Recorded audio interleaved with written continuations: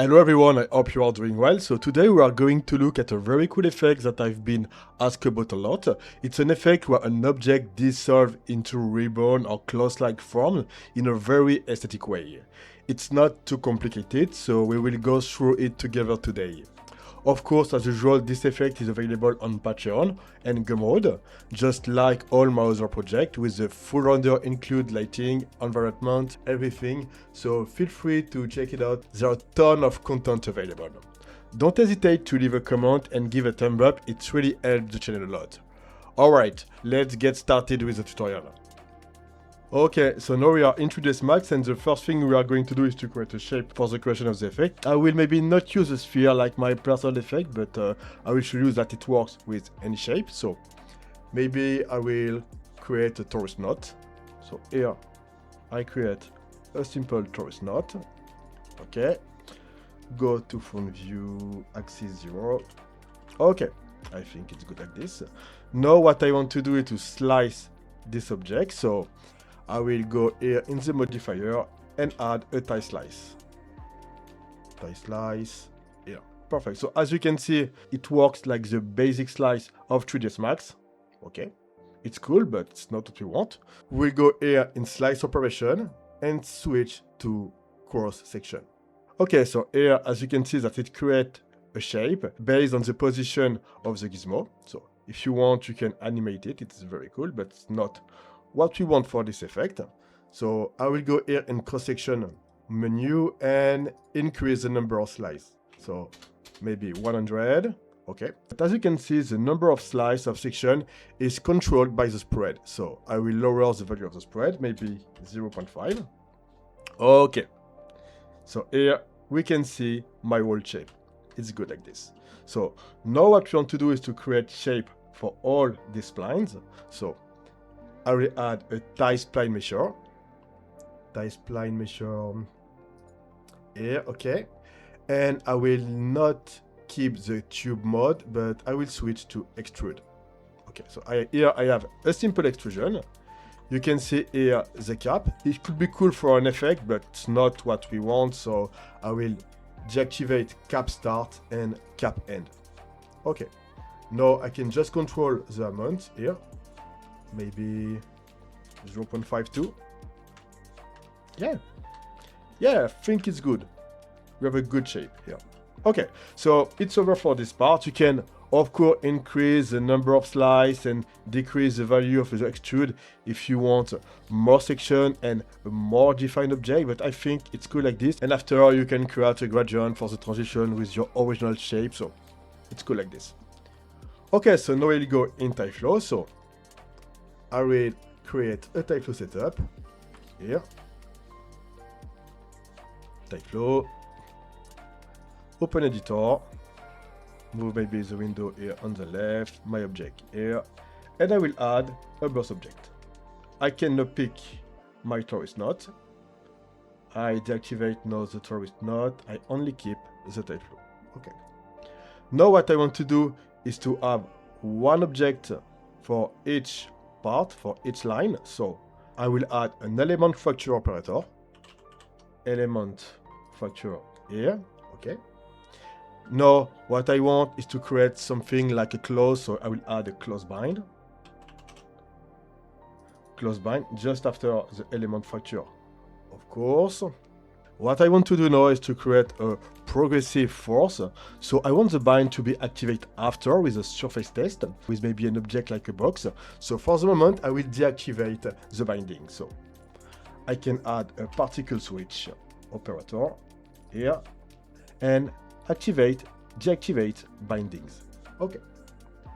Now what I want to do, as I said, is to create a progressive force driven by a shape. So I will add a surface test. Here, maybe now I can create my shape, a box, simple box, like this. Go to front view. For the key 0, maybe the position is good. And after I will go maybe frame 50 and move the box to create the activation. I can now maybe just hide the box. go back to my TyFlow setup here and pick my box. Okay. I will now add another event. So I duplicate the display, change the color. For the surface test, you can see here the distance for the activation. So I will set a value of 1. Link the surface test to the event 2, and we will see if it works. So as you can see, we have the activation in red based on the position of the sphere, like this. It's perfect. Okay. Now I can deactivate the display, the two displays, the blue and the red, and only see my object. Now what we want is to reactivate the binding, so I will add another particle switch and activate binding. I select activate bindings here. Okay. I can now create my force. Maybe I want to force like my example, so I will set a very low gravity in this direction, so maybe increase the strength of 0.5. As you can see, it's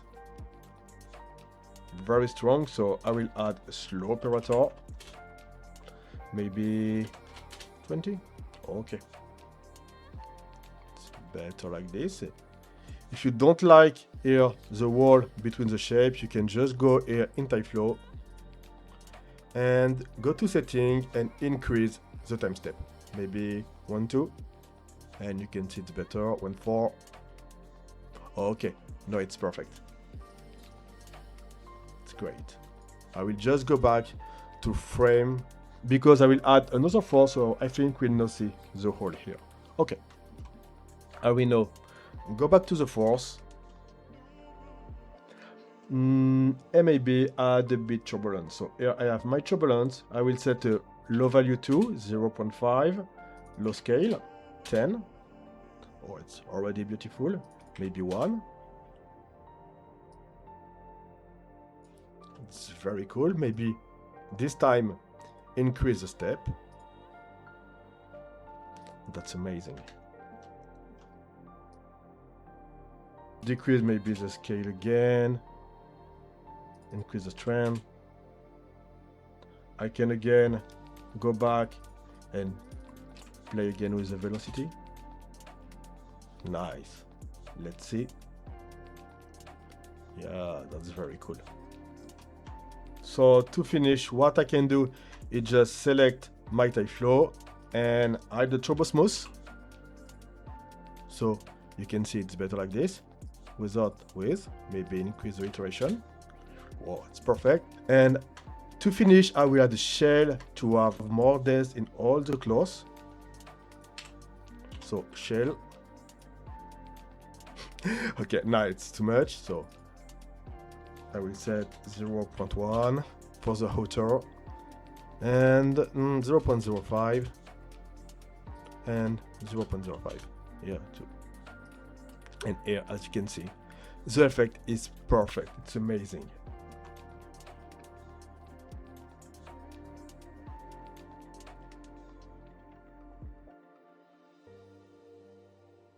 So maybe you have trouble with the inner collision of the spline. So here you can just go back here and close bind and enable the QDAC collision solver if you have the Pro version. If you don't have the Pro version, I already created some tutorial to explain how to do without the QDAC collision solver. You can use particle, where is it?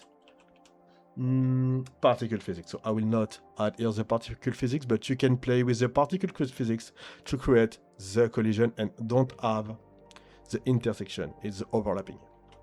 And after, for your final render, you have two possibilities. You can just launch your render with this effect and launch the render just with your original torus knot. I will just clone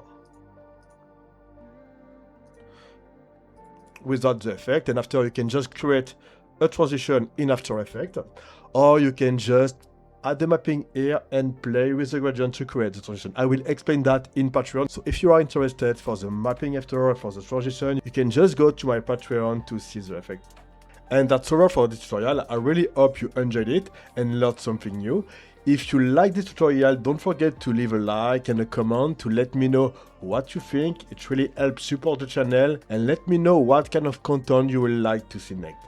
As usual, you can find the full project, including the final render, lighting and environment on my Patreon and Gumroad. Feel free to check it out, there are plenty of content available. And of course, don't forget to subscribe and turn on the notifications so you don't miss any upcoming videos.